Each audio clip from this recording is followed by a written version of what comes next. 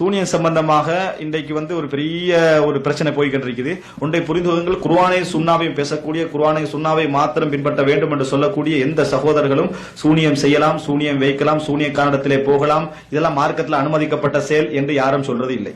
ஒன்று. இரண்டாவது, சூனியக்காரன் புனிதமானவன், சூனியக்காரன் அல்லாஹ்வுக்கு சமம், நினைச்சதை நினைச்ச நேரத்தில் நினைச்ச மாதிரி செய்யலாம் என்று யாருமே சொல்வதில்லை. இதெல்லாம் பொய்யாக பரத்தப்படுகின்ற செய்திகள். அதுல எல்லாரும் உறுதியாகத்தான் இருக்கிறார்கள். பிரச்சனை என்னன்னு சொன்னால், அந்த சூனியத்துக்கு தாக்கம் உண்டா இல்லையா? அந்த சூனியத்தால ஒருத்தர் சூனியம் செய்கிற நேரத்துல அல்லாஹ் ரப்புல் ஆலமீன் நாடி அதன் மூலம் பாதிப்பு ஏற்படலாமா, ஏற்படாதா? இதுதான் பிரச்சனை. இதை நம்புவதனால ஒருத்தன் சிறுக்குக்கு போக போறதும் இல்ல, குஃப்ருக்கு போக போறதும் இல்ல. அதை விட பெரிதை நாங்க நம்புறோம். எது? தஜ்ஜால் என்ன செய்யறான்?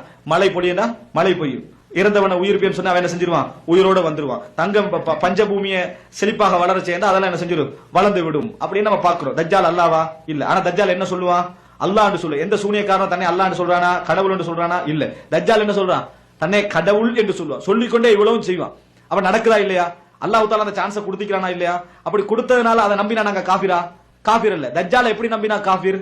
அவனாத்தான் செய்யறான், அல்லாஹ்வுடைய நாட்டம் இல்லாம இதை செய்யறான் நம்பினா காஃபிர் இல்ல. தஜ்ஜால் அதை செய்யறான், அவனுக்கு அல்லாஹ் தஆலா சந்தர்ப்பத்தை என்ன செஞ்சுக்கிறான்? கொடுத்திக்கிறான் நினைச்சா காஃபிர் இல்ல. ஈசா அலைஹிஸ்ஸலாம் என்ன செஞ்சாரு? உயிர்ப்பிச்சாரு. இறந்தவர்கள் உயிர்ப்பிச்சாரா இல்லையா? குர்ஆன்ல வருது, வஹீல் மௌதா பிஇذن அல்லாஹ்வுடைய நாட்டத்தை கொண்டு நான் உயிர்ப்பிக்கிறேன். ஈசா அலைஹிஸ்ஸலாம் உயிர்ப்பித்தார் நம்பினா காஃபிரா? இல்லை. அல்லாஹ் நாடி அவர் என்ன செஞ்சாரு?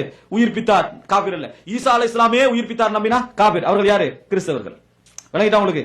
எனவே அல்லாஹ் தஆலா நாடி ஒரு விஷயம் நடக்கிறது என்று நம்புவது பிழை இல்லை. இது எந்த வகையில என்ன செய்யாது? சிறுக்கு குஃப்ராகாது. இந்த அடிப்படையில் நடக்கக்கூடிய ஒரு ஆய்வு தான் எது?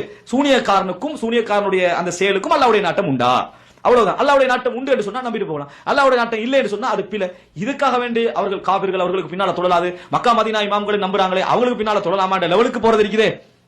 இது என்னது? ஆராய்ச்சியில் ஏற்படக்கூடிய ஒரு குறைபாடு என்பதுதான் அர்த்தம். அல்லாஹு அலம்.